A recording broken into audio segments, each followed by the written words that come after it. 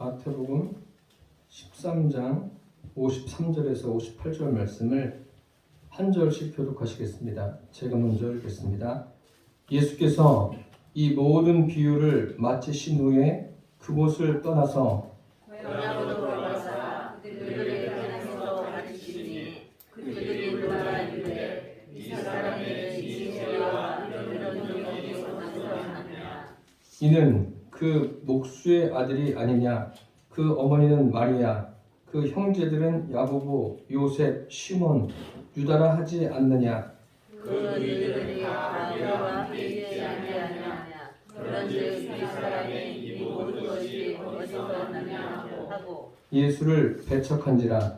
예수께서 그들에게 말씀하시되 선지자가 자기 고향과 자기 집 외에서는 존경을 받지 않음이 없느니라 하시고 그들이 믿지 않음으로 말미암아 거기서 많은 능력을 행하지 아니하시니라. 아멘. 오늘 말씀의 제목은 예수님을 배척한 사람들이라는 제목으로 함께 은혜를 나누겠습니다. 예수님께서 공적 생애 기간에 복음을 전하실 때 그 복음을 수용한 사람들도 있지만 배척한 사람들이 더 많습니다. 이것은 예수님 당시만 그런 것이 아니라 지금도 복음이 전해질 때 복음을 받아들이고 믿음을 갖는 사람이 있는가 하면 오히려 복음을 배척하는 사람들이 더 많습니다. 지금도 이러한 일은 계속 이어지고 있습니다. 그렇다면 왜 사람들은 예수님을 배척할까요? 왜 믿음을 갖지 못할까요? 그것을 오늘 함께 나누도록 하겠습니다. 첫째로 과거에 매여 있기 때문입니다. 예수님께서 고향에 가셔서 회당에서 가르치십니다. 가르치시는데 많은 사람들이 그 가르침에 놀랍니다. 놀라면서 이렇게 말합니다. 저 사람은 목수의 아들이 아니냐? 그의 어머니는 마리아가 아니냐? 그의 형제는 야고보고 요셉이고 시몬이고 유다가 아니냐? 그의 누이들은 지금 여기 우리와 함께 있지 않느냐? 그런데 저 사람이 저렇게 하는 그 지혜와 능력이 도대체 어디에서 났느냐? 저 사람이 무슨 많은 공부를 했느냐? 무엇을 했느냐? 이런저런 일을 이야기하면서 예수님을 배척합니다. 과거의 일만 말하고 있습니다. 과거에 이랬었는데, 과거에 이런 사람인데, 과거에 매여 있는 거예요. 과거에 매여 있으면 앞으로 나아갈 수가 없습니다. 기독교라고 하는 것은요, 미래지향적인 겁니다. 과거에 매여 사는 것이 아니라 미래지향적으로 앞으로 나가는 거예요. 반대로 예수님을 배척하지 않고 수용하고 믿는 사람들은 과거에 매여 있지 않습니다. 오히려 하나님의 말씀을 듣고 과거에서 탈출하고 나옵니다. 그런 예가 성경에 다양하게 기록되어 있습니다. 하나님께서 아브라함에게 이렇게 말씀하십니다. 너는 너의 본토 친척 아비집을 떠나 내가 내게 지시할 땅으로 가라. 내가 너로 큰 민족을 이루고 심히 창대케 하고 너는 복이 될지라. 너를 축복하는 자에게는 내가 축복하고 너를 저주하는 자에게는 내가 저주하리라. 이렇게 하나님께서 아브라함에게 말씀하십니다. 고향을 떠나라 하는 거예요. 떠나야 되는 그 이유가 있는 겁니다. 하나님이 보실 때 아브라함은 그곳에서 떠나야 되는 거예요. 거기에 있으면 안 됩니다. 아브라함은 하나님의 말씀을 듣고 여호와의 말씀을 따라서 고향을 떠나갑니다. 그런데 아브라함과 함께 나온 조카 롯이 있지 않습니까? 롯은 아브라함이 가니까 따라 나온 거예요. 하나님의 말씀을 따라간 것이 아니라 삼촌을 따라서 가는 겁니다. 이렇게 우리가 우리의 삶에서 떠나야 될 때 하나님께서 그 장소를 떠나라고 하실 때는 이유가 있습니다. 그것을 아시고 과감하게 떠날 수 있어야 됩니다. 과거로부터 떠나라는 거예요. 하나님께서 지시하시는 새로운 곳으로 향해서 가라고 아브라함에게 말씀하셨습니다. 이러한 일은 아브라함만 겪은 것이 아니라 아브라함과 함께 나왔던 조카 롯도 이러한 것을 경험합니다. 그가 소돔과 고모라에 살고 있었을 때 하나님께서 그 아브라함의 기도를 들으시고 그 가정에 은혜를 베풀어 주십니다. 이 소돔과 고모라가 죄악 때문에 이제 멸망하게 될 것이다. 그러니까 떠나라고 하십니다. 롯과 그 아내와 두 딸과 함께 떠나라고 하십니다. 떠날 수 있도록 모든 길을 여시고 환경을 열어주십니다. 그런데 그들이 나오다가 어떤 일이 생기냐면 롯의 아내가 뒤를 돌아보지 말라고 했는데 뒤를 돌아봅니다. 돌아보고 소금 기둥이 됩니다. 그럼 생각해 보십시오. 하나님께서 분명히 그들에게 그곳을 떠나라고 하셨어요. 그 소돔과 고모라는 불과 유황으로 심판이 임하는 거예요. 심판이 임하는데 롯의 아내는 그 뒤를 돌아보아서 소금 기둥이 됩니다. 하나님께서 그렇게 하시는 데는 분명한 이유가 있지 않습니까? 그것을 더 높이 생각하고 먼저 생각해야 되는데 롯의 아내는 그것에 관심이 없어요. 오직 자기 생각에만, 자기가 살아온 그 삶에만 관심이 있고 자기가 살아왔던 그 과거에 누렸던 그런 것에만 관심이 있는 거예요. 그러니까 하나님의 말씀은 안중에도 없습니다. 결국 뒤를 돌아봐서 소금 기둥이 되지 않았습니까? 이러한 떠나는 것에 대해서 잘못해가지고 큰 일을 겪은 사람들 중에 한 부류가 이스라엘 백성 아닙니까? 출애굽한 이스라엘 백성들. 하나님께서 애굽왕 바로에게 재앙을 내리십니다. 재앙을 내리실 때 이스라엘 백성이 사는 고센 땅에는 아무런 재앙도 임하지 않습니다. 그리고 하나님은 그 430년 동안 종되었던 이스라엘 백성들을 애굽에서 자유케 하셔요. 나오게 하십니다. 그리고 그들이 나온 지 얼마 안 돼서 홍해를 만났는데 그 홍해도 건너가게 하셔요. 근데 홍해를 건너가게 하는 의미는 뭐냐면 홍해를 건너면서 이스라엘 백성들은 이미 과거의 것이 그 홍해에 다 장사되는 그런 의미가 있는 겁니다. 다 과거의 것을 거기에 묻으라는 거예요. 홍해에 다 묻어놓고 이제 새로운 삶을 살라고 말씀하신 겁니다. 그런데 그들은 그런 의미를 알아듣지 못해요. 출애굽한 이스라엘 백성들은 과거에 매여 있는 거예요. 애굽에 매여 있는 거예요. 가다가 길이 좀 불편한 게 있을 때마다 하나님을 원망하고 모세를 원망합니다. 그러니까 그들의 삶이 평탄하겠습니까? 하나님께서 광야를 걸을 수 있도록 거기에서 생활할 수 있도록 모든 것을 책임져 주십니다. 그럼에도 불구하고 그들은 조금만 불편하면 하나님께서 은혜를 베풀어 주신 것은 생각 안 해요. 그것은 다 잊어버리고 오히려 불평하고 원망합니다. 이것이 무엇입니까? 과거에 매여 있는 거예요. 과거로부터 나오라는 거예요. 애굽에서 하나님께서 그들을 건져내셨으면 그럴 만한 이유가 있는 겁니다. 사실 그 애굽이라는 곳은 나일 강변이 있어서 비옥한 곳 아닙니까? 그런데 이스라엘 백성들이 가야 될 곳은 가나안 땅이에요. 애굽에 비해서는 비옥하지 않습니다. 그런데 어떻게 하시겠다는 겁니까? 하나님께서 그곳에 들어가면 그들을 먹이시고 입히시고 책임져 주겠다고 말씀하고 계시지 않습니까? 그러면 하나님만 믿고 가는 거예요. 하나님만 믿고 따라가야 돼요. 그런데 그들이 과거를 벗어버리지 못합니다. 과거에 매여가지고 그들은 고생하다가 결국 출애굽 1세는 약속의 땅에 들어가지 못합니다. 과거에 매여 있어서는 안 됩니다. 과거에 매여 있으면 성령의 능력을 경험할 수가 없습니다. 그 성령의 역사가 일어나지 않아요. 저와 여러분이 과거의 모든 것들을 다 성령의 말씀하신 대로 벗어버리게 되기를 바랍니다. 성경에 이런 말씀이 있습니다. 누구든지 그리스도 안에 있으면 새로운 피조물이라 이전 것은 지나갔으니 보라 새 것이 되었도다 라고 했습니다. 그리스도인들의 존재에 대해서 말씀하고 있습니다. 그리스도인들은 새로운 피조물이 된 사람이에요. 그 겉모양이 새롭게 변화된 게 아니에요. 겉모양도 우리가 잘 가꾸는 것도 필요하겠지만 무엇보다 중요한 것은 우리 속사람의 변화를 말하고 있는 겁니다. 속사람이 어떻게 변화되고 어떻게 되었는가. 누구든지 그리스도 안에 있으면 새로운 피조물이라고 했어요. 그리스도 안에 있는 사람들은 모두가 새로운 피조물이에요. 우리가 노력해서 애써서 바꿀 수 있는 것이 아니라 성령의 능력으로 하나님의 은혜로만 되어질 수 있는 그런 새로운 피조물이 되는 거예요. 하나님의 의와 거룩하심을 입은 새로운 사람이 된다는 거예요. 그리스도인이 바로 이런 사람이에요. 이전 것은 지나갔다고 그랬어요. 그 이전 것에 매여 있지 말라는 거예요.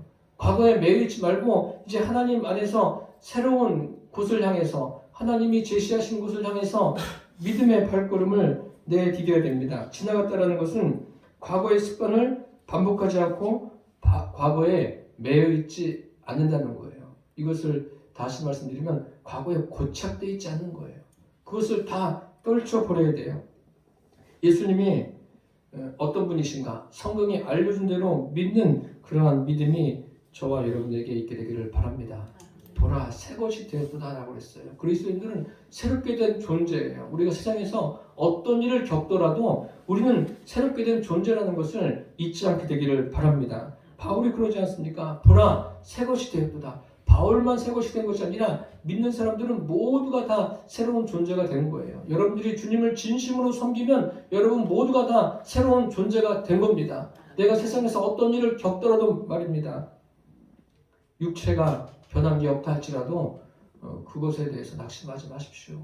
육체의 변화가 일어나는 것이 아니라 새롭게 되는 것은 우리 속사람의 변화가 일어나고 또 속사람의 변화가 일어나게 되면 주님께서 육체의 연약한 부분도 책임져 주시는 것을 경험하게 될 줄 믿습니다.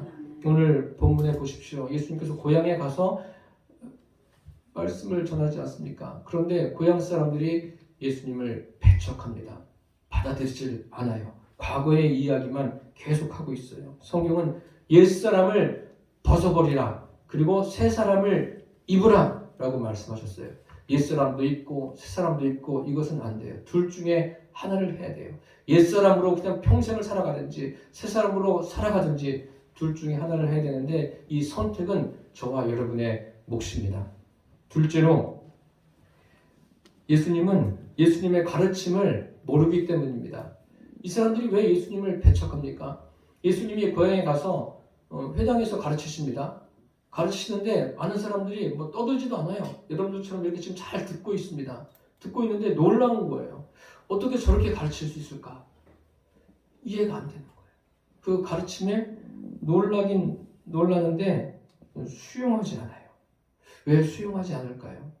자기가 가지고 있는 생각을 버리지 못하기 때문에 그런 거예요. 제가 첫 번째 말씀드렸던 과거를 버리지 못하는 것과 이어지는 겁니다. 그러니까 계속 그 과거만 생각하는 거예요. 이 사람이 목수의 아들인데 그 엄마는 마리아고 형제들은 이러이러한 사람이고 또 그 자매들은 지금 우리와 함께 있는데 지금 무슨 말을 하는 건가? 이러한 일이 당시에만, 예수님 당시에만 있었던 일은 아닙니다. 예수님이 복음을 전하실 때, 가르칠 때만 이런 일이 있었던 것이 아니라 구약에도 그런 일이 있었어요. 구약에도 선지자들이 하나님의 말씀을 전하니까 사람들이 다 달려와가지고 하나님의 말씀을 들은 게 아니에요. 듣지 않습니다. 똑같은 말을 반복해도 여러분 성경 읽으면 그런 생각 안 드십니까? 왜 이렇게 똑같은 말이 많지? 똑같은 말이 선지서 읽어보세요. 똑같은 말이 굉장히 많습니다. 아주 많이 기록되어 있어요. 같은 말이 반복되는 게 많습니다. 그런데도 듣지 않고 오히려 사람들이 누구의 말을 듣습니까? 거짓 선지자들의 말을 듣습니다. 희한하게도. 오늘날도 그렇지 않습니까? 지금 최근에 여러 가지 이단, 사이비한 종교들이 무리를 일으키고 있지 않습니까? 그런 사람들의 말을 듣고 따라가는 사람들이 있는 것을 보세요. 참 답답한 일입니다. 예레미야가 선지자로 활동할 때도 마찬가지입니다. 예레미야는 하나님께 받은 말씀, 자기의 생각을 전하는 게 아닙니다. 하나님께 받은 말씀을 전하는 거예요. 오늘날 설교자들도 자기 생각을 전하는 게 아닙니다. 이 성경에 있는 말씀을 통일성 있게 또 주님이 원하시는 것이 무엇인가 그것을 여러분들에게 전달하는 전달자입니다. 저에게 어떤 능력이 있는 것이 아니라 하나님의 말씀을 저는 전할 뿐입니다. 예레미야도 하나님께 받은 말씀을 전합니다. 전하는데 어떤 일이 있었냐면 그 거짓 선지자 중에 스마야라는 사람이 있었어요. 스마야에게 예레미야가 이렇게 말합니다.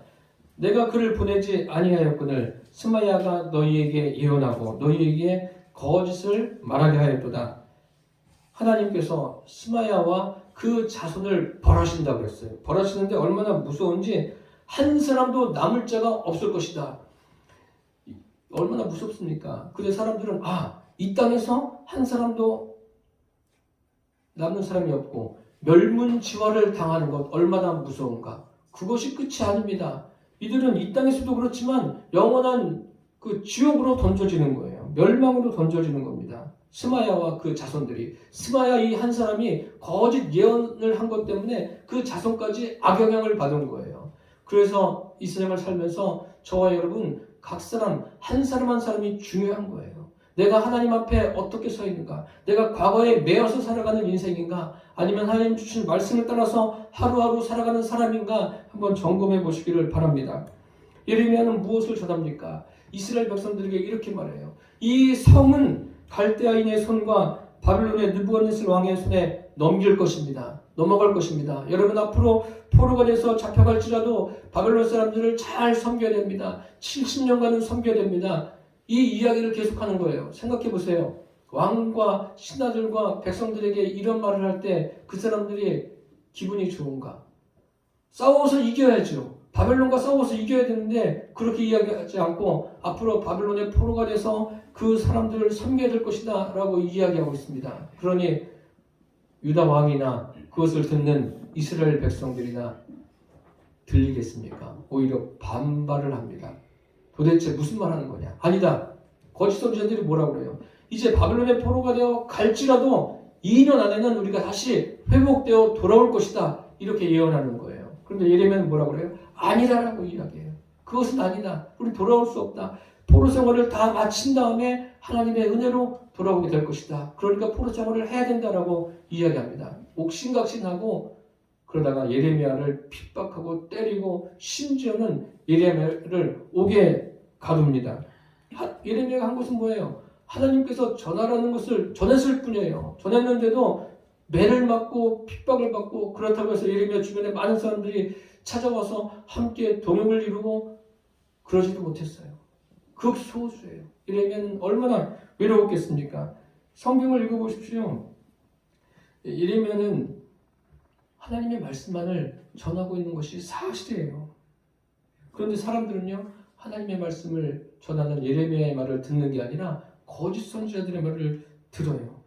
예레미야가 그 옥에 갇혀서 있었을 때 하나님의 말씀이 두 번째 그에게 임했어요. 그가 옥에 갇혀 있을 때도 하나님의 말씀이 임하니까 그게 위로가 되고 힘이 된 거예요.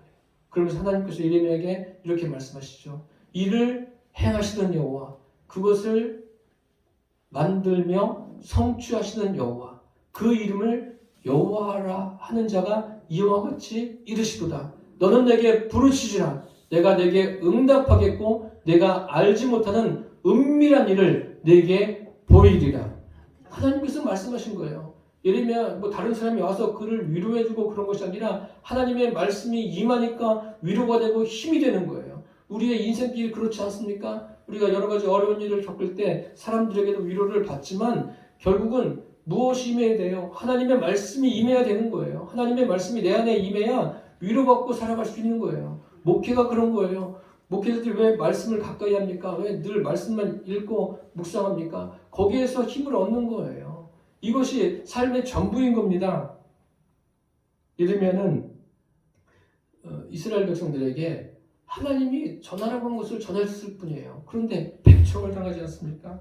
하나님의 말씀대로 이제 예레미야가 막 전할 때 능력이 나타나고 그냥 하늘에서 막 불이 떨어지고 그래서 사람들이 그냥 꼼짝 못하고 그런 게 아닙니다. 오히려 매맞고 옥에 갇히고 애매한 소리를 듣고 마음에 괴롭힘을 당하고 보세요. 예수님이 가르치니까 어떻게 합니까? 그 가르침에는 놀라는데 배척해요. 전혀 듣질 않아요. 귀가 막혔어요. 듣기는 들어도 듣지 못하고 보기는 보아도 보지 못하는 그런 상황이 되어버린 거예요. 예레미야에게 하나님의 말씀이 임했을 때 그것이 얼마나 위로와 소망이 되겠습니까? 오늘 이 시간 하나님의 말씀이 저에게도 여러분에게도 위로와 소망으로 임하게 되기를 축복합니다. 하나님의 말씀이 임했다는 것은 무엇입니까? 예레미야가 그런 여러 가지 애매한 고난을 당할 때 예레미야야, 내가 너 알아. 내가 겪는 거 내가 알고 있어. 그런 거예요. 그러니까 우리가 이 세상에서 살면서 예수님을 섬기며 살아가는 거예요. 이 시간이 하나님의 말씀이 여러분 각자에게 임하는 시간이 되기를 바랍니다. 저에게 능력이 있는 게 아니라 살아계신 하나님께 능력이 있습니다. 이곳에 성령으로 임하여 계십니다. 여러분 안에 성령으로 계십니다. 그분을 통해서 임하는 그 말씀의 위로를 받고 그분이 나와 함께 계심으로 인해서 힘이 넘치게 되기를 바랍니다. 아멘. 예수님도 배척했는데요. 세상 사람들이 우리를 배척하는 것 조금 더 이상하게 생각하지 마십시오. 미움 받을 거, 또 애매한 소리 들을 거 각오하고 사셔야죠. 뭐 이 땅에서 삶이 깁니까? 여기 연세 드신 분들 계시지만 얼마나 짧아요. 짧습니다. 이 짧은 세상을 살아가는 동안 우리가 하나님의 말씀을 내 안에 깊이 임하게 하시고 또 그것을 주야로 묵상하시고 성령님을 의지해서 그 가운데 기록된 대로 지켜나가게 되시기를 축복합니다. 아멘. 예수님이 고향에 오지 않으셨으면 배척받지 않으셨을 거예요. 오셔서도 아무런 말씀도 하지 않으셨으면 사람들이 그냥 뭐 존경하고 그랬을지도 모릅니다. 그런데 하나님 말씀을 전하니까 시기하고 배척하고 괴롭히고 죽이려고 하고 그러는 거 아닙니까? 예수님만 그런 게 아니에요. 그 성경에 보면 예수님의 제자들도 또 사도 바울도 복음을 전할 때 얼마나 많은 어려움을 겪고 배척을 받습니까? 심지어는 베드로와 요한 같은 경우에는 나면서부터 안진병이 된 사람을 일으킵니다. 그 사람이 회복됐어요. 완전히 회복됐는데 그 지도층에 있는 사람들이 그들을 불러다가 뭐라고 말합니까? 협박하면서 도무지 다시는 이 이름으로 말하지도 말고 가르치지도 말라 이렇게 협박하고 있지 않습니까? 가르치지 말라고 말하고 있습니다. 그러니까 베드로 요한이 그 말을 듣고서 이렇게 말합니다. 하나님 앞에서 너희 말 듣는 것이 옳은가? 하나님 말씀 듣는 것이 옳은가? 판단하라. 우리는 보고 들은 것을 전하지 않을 수 없다. 저와 여러분의 사명이 뭐예요? 전하는 거예요. 예수님을 전하는 거예요. 제가 사순절 기간 딱 정해놓고 여러분들에게 무엇을 합시다 말씀드리지 않았지만 이 기간을 지내면서 나를 위해서 십자가를 지시고 나를 위해서 생명을 아끼지 않으신 그 예수님을 깊이 생각하며 하루하루를 살게 되시기를 축복합니다. 세상에서 배척받는 일이 있다 할지라도 두려워하지 마시고 우리가 해야 될 사명이 무엇인가를 아시고 전하게 되기를 바랍니다. 셋째로 믿지 않았기 때문입니다. 왜 예수님을 배척합니까? 믿음이 없는 거예요. 믿지 않은 거예요. 오늘날 교회마다 정말 교회 오는 분들이 다 믿음을 가졌으면 좋겠어요. 주님을 향한 그 믿음을 다 가졌으면 좋겠습니다. 예수님의 고향 사람들은 예수님을 배척합니다. 믿음을 가질 기회를 놓쳤습니다. 예수님의 가르침에 동의하고 놀랬으면 나도 저분의 가르침을 좀 받아야 되겠다. 가르침대로 믿고 살아야 되겠다. 이렇게 하면 얼마나 좋아요. 그게 없어요. 이들의 관심은 뭐예요? 저 사람이 목수아들인데 그럼 어디서 뭘 배워왔나? 뭐 훈련을 받아가지고 저렇게 된다? 그런 게 아니죠. 예수님은 하나님이십니다. 하나님의 아들이십니다. 그러니까 사도 바울이 고린도 교인들에게 이런 말을 했어요. 우리가 하나님과 함께 일하는 자로서 너희를 권하노니 하나님의 은혜를 헛되이 받지 말라. 이르시되 내가 은혜 베풀 때에 너희에게 듣고 구원의 날에 너를 도왔다 하셨으니 보라 지금은 은혜 받을 만한 때요. 보라 지금은 구원의 날이로다. 하나님은 모든 인생에게 은혜를 베푸셨습니다. 예수님을 믿는 사람이든 믿지 않는 사람이든 모든 인생에게 은혜를 베푸셨어요. 그 은혜가 뭐예요? 이렇게 지금 오늘 햇빛이 얼마나 따뜻합니까? 이 햇빛을 주시고 대자연에서 살아갈 수 있게 하신 것이 하나님의 은혜예요. 하나님은 온 우주 만물을 창조하셨을 뿐만 아니라 그것을 주관하시고 이끄시고 사람들에게 선물로 주셨어요. 그 우주 만물 속에 하나님이 계시다니까요. 그러니까 하나님이 어디 계시냐, 나는 복음을 듣지 못했다, 이런 핑계를 할 수가 없는 거예요. 이 만물에 하나님이 계십니다.